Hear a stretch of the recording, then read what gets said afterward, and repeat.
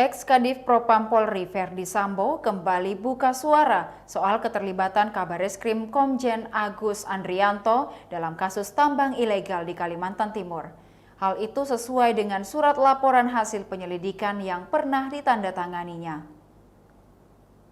Adapun surat laporan hasil penyelidikan itu terdaftar dengan nomor R-1253-WAS 24/2022-Romawi 4/Div Propam pada tanggal 7 April 2022. Surat itu pun telah ditembuskan kepada Kapolri Jenderal Listio Sigit Prabowo.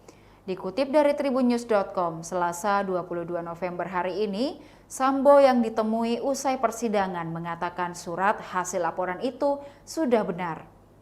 Namun begitu, Sambo masih enggan merinci mengenai keterlibatan Agus dan sejumlah nama oknum anggota Polri lainnya di kasus tersebut. Dia meminta awak media bertanya kepada pejabat yang berwenang berdasarkan surat tersebut. Sebelumnya beredar surat laporan hasil penyelidikan yang ditujukan kepada Kapolri Jenderal Listio Sigit Prabowo dari Kepala Divisi Propam Polri, saat itu Ferdy Sambo, dengan nomor R-1253-WAS 2.4/2022-Romawi 4/Div Propam pada tanggal 7 April 2022 yang bersifat rahasia.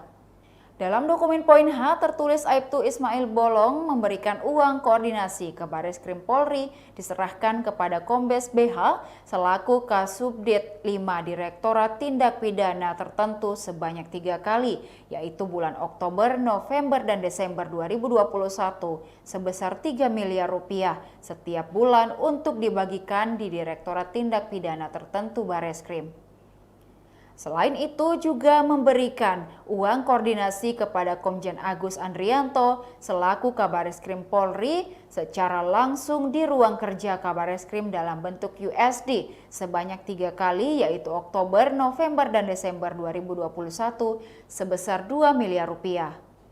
Sementara kesimpulan laporan hasil penyelidikan ditemukan fakta-fakta bahwa di wilayah hukum Polda Kalimantan Timur terdapat beberapa penambangan batu bara ilegal yang tidak dilengkapi izin usaha penambangan. Namun tidak dilakukan upaya tindakan hukum dari Polsek, Polres, Polda Kalimantan Timur, dan Bareskrim karena adanya uang koordinasi dari para pengusaha tambang ilegal.